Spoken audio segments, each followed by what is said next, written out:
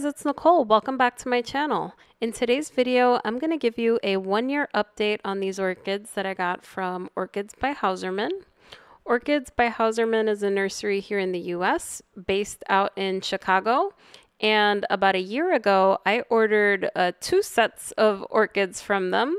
This one is a group of 5. I got these from my birthday, so I'm going to show you how they're doing.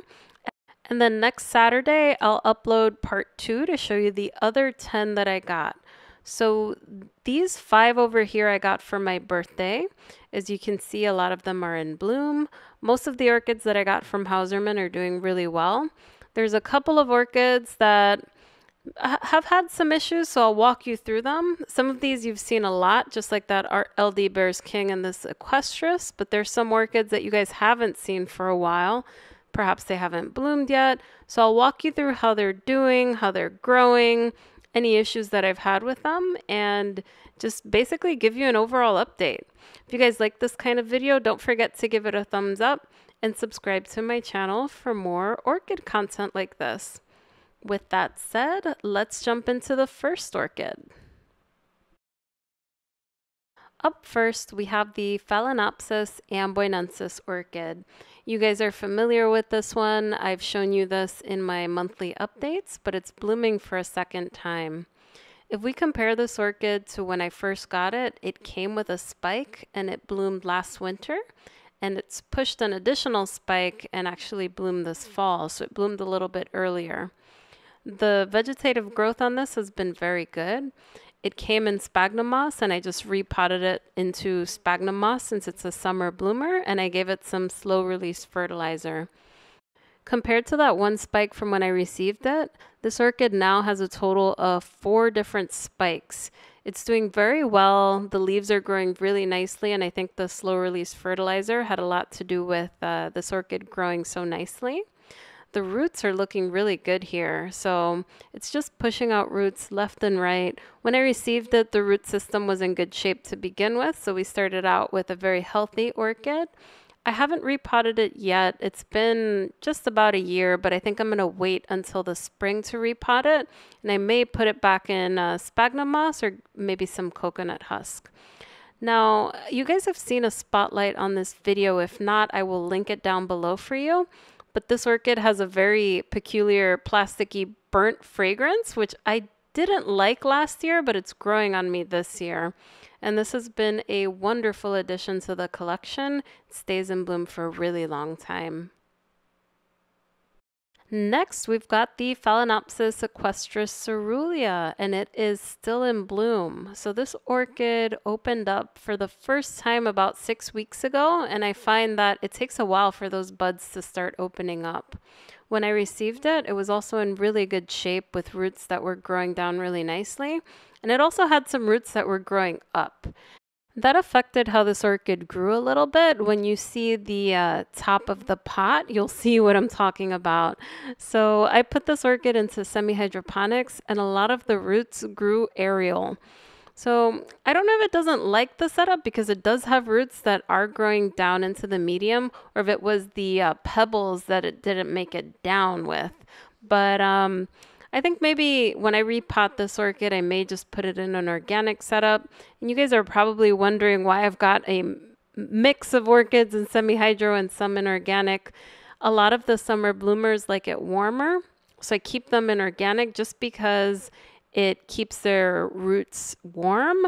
And in this case, it was an experiment to put it in semi-hydro, but I think since it's a summer bloomer, I'm going to put it back in an organic setup. Otherwise, this orchid is beautiful and growing really nicely. Up next, we have the Brassicatlia Bessho. This is a really nice orchid. It's bloomed for me already, so I'm going to put a picture up for you guys to see it. But when we go back to from when I first got it, you'll see that it had about 5 different growths, and it's pushed out 3 brand new growths, including a growth where it recently flowered from. This is a really, really pretty orchid. The flower was really big. I only got 1 flower, but it's got a beautiful large lip.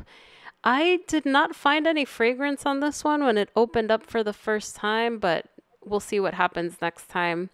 I put this orchid into semi-hydroponics and the root just went crazy. And I can tell it's doing well because when I squeeze the pot, there's barely any give. And there's also roots that are growing under the pot that are living in the actual water reservoir.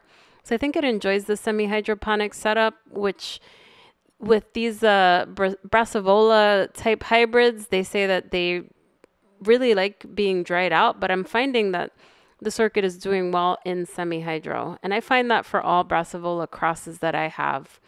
It's pushing out a new growth and it's been very healthy. I haven't had any issues with pests with this one. And I hope that that new growth that's coming out will also bloom. What I find really nice is that each growth is larger than the last, which is a great sign that it's growing well. Moving on to the next orchid, we've got the Vaughnara Key Lime Stars. This is a hybrid that's really, really vigorous, and I'm surprised that it actually bloomed for me twice already. Now, this orchid, when I first received it, was quite small, so I was surprised that Hauserman sold this to me as a blooming size orchid. The root system wasn't that extensive. It didn't have that many canes. It just looked tiny and sort of puny. And in 1 year, it's just made a huge difference. This orchid just has grown a ton. Again, I put this into a semi-hydroponic setup, and just like the Brassicatlia Bessho, it's doing really well. And as you can see, it's in bud once again. Now, I'll say that I've had a lot of pest issues with this orchid. It sits right next to the other orchids from this haul, but you'll see a lot of spotting here, and that's because I kept getting spider mites on this. It was really hard to eradicate them, but I think I got them.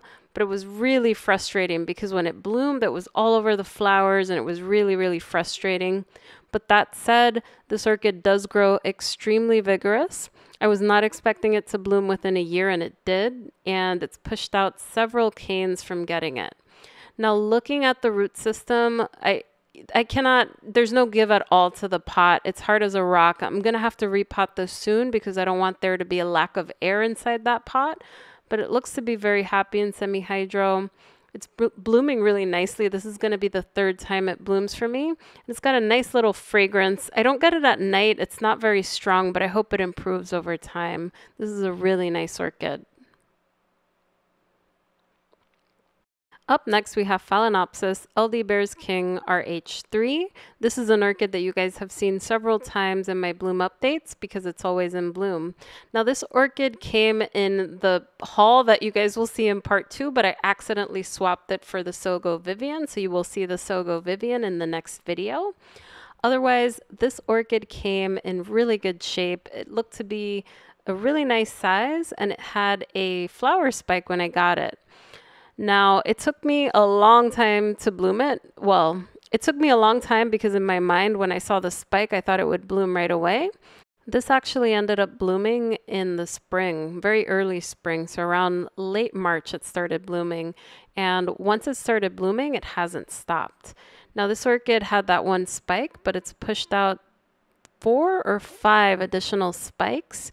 And every time one of the blooms fades, one of the newer blooms just comes up. So it's a really nice one, and it's very fragrant. It smells like oranges. Now, the root system on this one is really robust. So if you could look at this pot, I have it potted up in sphagnum moss. It's just full of roots. It's gone through the little slats at the bottom of the pot. So I don't think I'll be using these repot me pots next year just because it's very difficult for the repots. But it's very healthy, very vigorous. The fragrance is an added bonus for this orchid. This is one of my favorites just because every time I look at it, it's always in bloom. And it's going on, is that about 6 different months that it's been in bloom, and it hasn't stopped. And every time I look at it, it's pushing out another bud, it's working on another spike, and this is just 1 year of growth. So I'm really excited for the potential for this one for next year. I just love this one so much. It's one of my absolute favorite orchids. I hope you guys like this 1 year update. I will upload a video next Saturday on part 2 where I go through 10 of the other orchids that I got, and I'll show you before and after videos so you can see the progress. And I'm just so happy with these. They're all very vigorous. The only issue that I had with this one is the key lime stars. It just kept getting tons of spider mites over and over. It was a magnet, and that's something that I don't regularly see with my Brassivola orchids, but I've eradicated the pests for now. If you guys like these kind of videos, let me know down in the comments. I also did do a haul of catasetum, so if you want to see a 1-year update of those, just let me know down below. Thank you guys so much for watching, and I'll catch you guys next time. Bye, everyone.